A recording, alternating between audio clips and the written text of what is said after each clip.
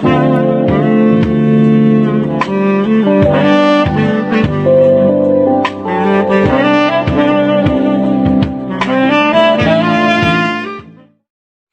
friends, you are welcome to Anchor Network, where you get updates of things that you really need to know. I appreciate every one of you who has been part of this channel, who has subscribed, and as many that are still contemplating whether to subscribe or not. I will encourage you to do that because I know you are not going to regret it at the end of the day. Please click the red subscribe button and also the bell icon. The bell icon is very important because if you don't click the bell icon, you will not be notified anytime we publish any news. And also, I have a gift for everyone or as many that are interested on how to build a website. There is a website link in the description section. Once you open it, there's a video that will teach you on how to build a website from beginning to the end. Thank you very much. So let's go straight to the business of the day. Osinbajo'S firm linked to company fingered in alleged 100 billion naira alpha beta scam. A company in which Vice President Yemi Osinbajo has a stake, Simon Corpus Partners, has been linked to another firm, Ocean Trusted Limited, which was fingered in an alleged 100 billion naira scam involving Alpha Beta Consulting Limited and Alpha Beta LP. Ocean Trust Limited, which was accused of being a conduit for diversion and laundering of funds by Alpha Beta, listed Simon Corpus as its company secretary. Documents exclusively obtained from the Corporate Affairs Commission by Saturday Punch showed Simon Corpus was listed as a company in which Professor Yemi Osinbajo, now Vice President, had a stake in his asset declaration form in 2015, according to the statement by the Senior Special Assistant to the President on Media and Publicity, Gabra Shehu. In a petition submitted to the Economic and Financial Crimes Commission in July 2018, Dakpo Apara, the SY Managing Director of Alpha Beta, had alleged that Alpha Beta owed the federal government 100 billion naira in unpaid taxes spanning over 10 years, adding that the firm usually laundered funds through another firm, Ocean Trusted Limited. He alleged that the firm was being protected by powerful politicians. The petition by Apara's lawyer, Adetunji Adigboyega, read in part, "Over the years, the company Alpha Beta has been protected and shielded by some powerful politicians and people in the society, which made them to always boast of being untouchable. But our client, feeling the need to keep quiet again and strengthened by his belief in the fact that the government of President Muhammadu Buhari is keen on fighting corruption, which has been the bane of our country, is of the firm view that it is time to expose and open the can of worms called Alpha Beta Consulting. Our client is of the firm belief that it is time for the commission to step in and conduct a holistic investigation into the activities of Alpha Beta Consulting Limited and Alpha Beta LLP with a view to uncovering the massive corruption, money laundering, tax evasion, etc. going on in the company. Kindly note that one of the companies being used to perpetrate money laundering by the company is still another company named Ocean Trust Limited." Osinbajo's reaction. When contacted on the relationship between Osinbajo's firm, Simon Corpus and Ocean Trust, the Senior Special Assistant to the Vice President of Media, Mr. Laolu Akonde, said he would not comment on the matter unless Saturday Punch showed him the document indicating Simon Corpus was Ocean Trust's company secretary. But a source close to Osinbajo told Saturday Punch that the Vice President has since 2014 left the firm. There is no interest there anymore. The source added, "And I think you should talk to the EFCC about its own decisions.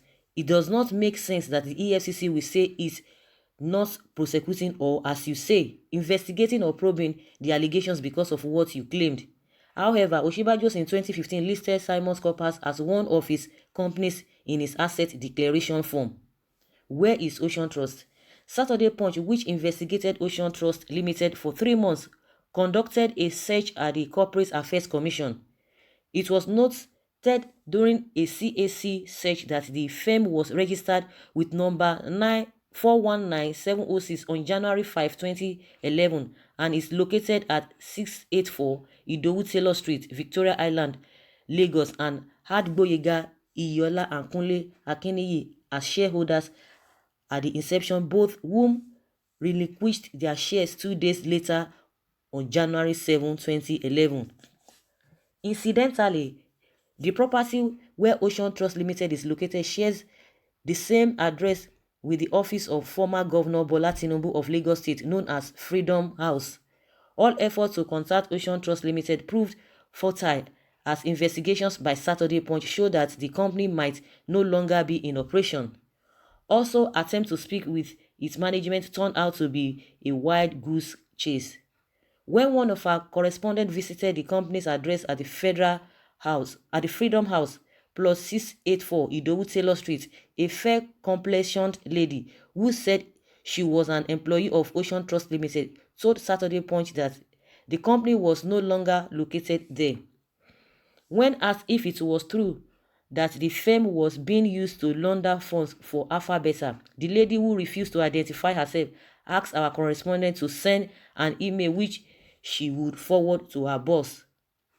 Over 3 weeks after one of our correspondents sent an email, a response was still being awaited as of the time of filing this report on Friday.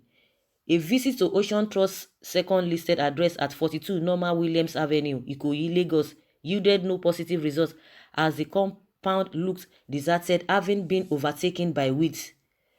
Saturday Punch met a lady who simply gave her name as Blessing and confirmed that the place was being used by Ocean Trust. She, however, said she could not speak on any issue as the place was only a correspondence office. After a brief chat, she gave one of her reporters a phone number that she claimed belonged to an accountant with Ocean Trust. When Saturday Punch called the number, a man who picked the phone said he was not a staff member of the company. After one of her correspondents told Blessing that the accountant denied working for Ocean Trust, she referred him to the head office on 9 Grace Anjos Street, Lekki Phase 1, to make an inquiry. When one of our correspondents got to the address, a male receptionist initially confirmed that the office belonged to Ocean Trust. However, after an introduction as a journalist, he retracted his statement and said the premises belonged to Paragon Holdings and only delivered correspondences to Ocean Trust. He said Ocean Trust is not one of our partners. They used to use here to receive correspondences, but they no longer come here. They are not our partners again. Here we only deal with their files, both physical and electronic. While questioning the receptionist on why he had earlier admitted that the place belonged to Ocean Trust, another man emerged from one of the offices in the building and said Ocean Trust was no longer in existence. He said, "To the best of my knowledge, Ocean Trust is not functioning. We only receive correspondences for them. But in terms of businesses, they stopped existing before the end of the former Lagos State Governor Babatunde Fashola administration. We don't even know who they are. They've folded up since." EFCC yet to take action. 1 year after Akbara's petition, the EFCC has yet to take any action on the matter. The EFCC spokesman, Tony Orilade, had said in February that the petitioner should send a reminder as the petition could not be traced. In a recent chat with Saturday Punch on why the commission had refused to respond to media inquiries for over a month, the EFCC spokesman asked one of our correspondents to give him more time to react. Efforts made thereafter to get a response from the EFCC did not yield results. As of Friday, when this report was being filed, Orilade had yet to respond. Akbara, who accused the firm of tax evasion to the tune of 100 billion naira, also told Saturday Punch that the EFCC had yet to contact him a year after the petition had been submitted. "I have still not been contacted by the EFCC," he said in response to an inquiry. Alpha Beta's controversies. Alpha Beta consulting firm awarded a contract by the Tinubu-led government after a recommendation by a committee comprising the then Attorney General of Lagos State, Professor Yemi Osinbajo, now the Vice President, Mr. Wale Edun, the then Commissioner for Finance, and a former Commissioner for Economic Planning and Budget, Yemi Cardoso. The firm was subsequently given exclusive right to collect taxes on behalf of Lagos State and was believed to receive about 10% commission from the revenue it collected for the state. However, pro-transparency group and opposition politicians have constantly alleged that Tinubu owns Alpha Beta. In 2012, a Lagos-based medical doctor, Dominic Adegbola, filed a Freedom of Information request to state authorities seeking detailed information on Alpha Beta contracts with Lagos State since 1999. But the state attorney general then, Ade Ikpaye, now Osinbajo'S chief of staff, rejected the request, insisting that the FOL was a federal law that did not apply to the state. However, in November 2017, a state judge ruled that the FOL was applicable to Lagos State. The judge said the law was duly enacted by the National Assembly and did not require domestication to take effect in states. When one of our correspondents visited the office of Alpha Beta in Lagos Water Corporation Building, Ijora Causeway, Lagos, the company's head office, corporate support services and general counsel, Mr. Omogbemi Adelagun, said the matter was already in court and therefore he could not comment on the issue. If the matter had not been taken to court, we would have been able to react to it. So right now, we cannot say anything until the court rules on the case, he said. Alpha Beta LP had, however, said in an overture in response to the allegations levied against it by its former MD that the accusations were illogical and false. The advertorial read in part, Alpha Beta has been visibly engaged by the Lagos State government since 2002 as a forensic internal control and enhancement advisor.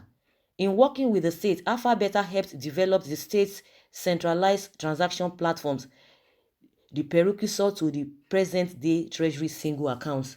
The firm said at the time it entered into the contract with Lagos State, the state was taking in the sum of 600 million naira in internally generated revenue per month, but things had since changed for the better.